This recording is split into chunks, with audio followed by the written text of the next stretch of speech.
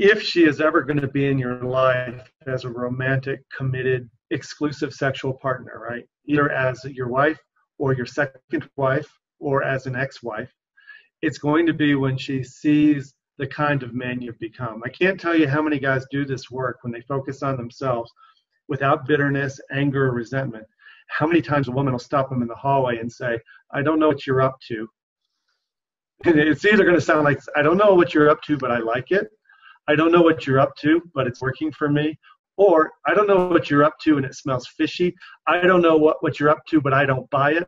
But what happens is that a woman starts noticing you're up to something.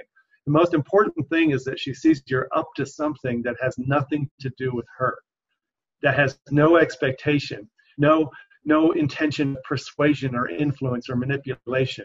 And that becomes very, very curious to a woman. You become very attractive, but at the same time, she becomes slightly threatened by the fact that your new level of energetic detachment and self-approval is both attractive and also a little unnerving. And sometimes they'll say, if you could do this now in the flip of a switch, why the fuck couldn't you have done that 10 years ago?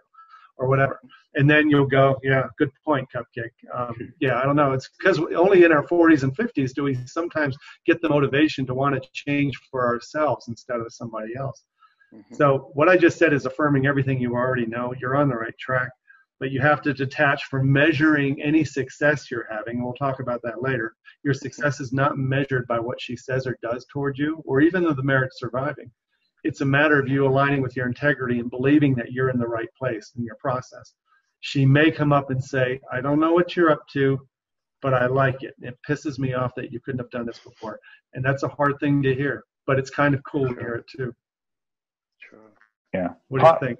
Part of my response to this is the same as the previous question, which is just, if anybody is going to be reattracted back to the relationship, it is because you are kind of in love with yourself again. And I don't mean that in an arrogant way, although sometimes arrogance is attractive, but it's more in just, you know what? I'm enthusiastic for my life again. I'm getting up in the morning and I see stuff that I want to do, you know, and I can see enjoyment in my future again. And I'm looking forward, you know, I'm not just kind of stuck. And it's that optimism and curiosity and enthusiasm and the kind of approaching life with a little skip in your step again and liking who you are again, you know, and having a positive outlook on your life, no matter what is happening around you, but on your life, and knowing that you're gonna have some enjoyable experiences. It's that is the thing that reattracts somebody, if the reattraction is going to happen. And the problem is, you know, there are so many sites and books and everything else that will tell you things like, where, you know, women are attracted to mystery and things they don't know, you know, and what does that really mean? Well, for me, that means he's happy, but everything's going to shit.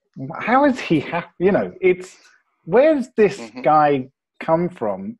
You know, 2 weeks ago, everything was crap and it was all my fault and, you know, whatever else. And now he's looking forward to stuff and he's organizing, going out and doing stuff for himself. And that's the mystery that actually is interesting to somebody else.